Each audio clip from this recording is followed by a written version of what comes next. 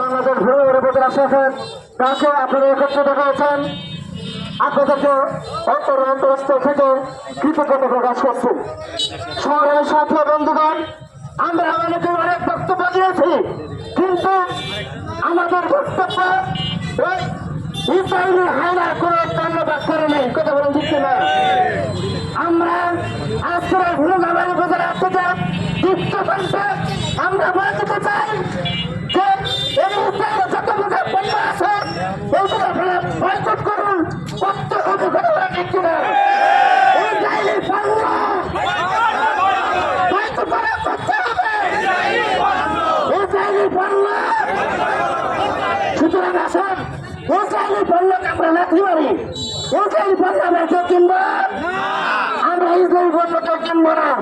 আমরা সব সময় এই ফিলিস্তিনি ভাই বোনদের জন্য দোয়া করবো এবং আমাদের সিনিয়র মুফতি মজুর যে কথাই বলেছেন, আমাদের তাদের আর্থিক প্রয়োজন, আমরা সেই সার্বিক সহযোগিতা কামনা করে আমি আমার বক্তব্য শেষ করতে। আসসালামু আলাইকুম।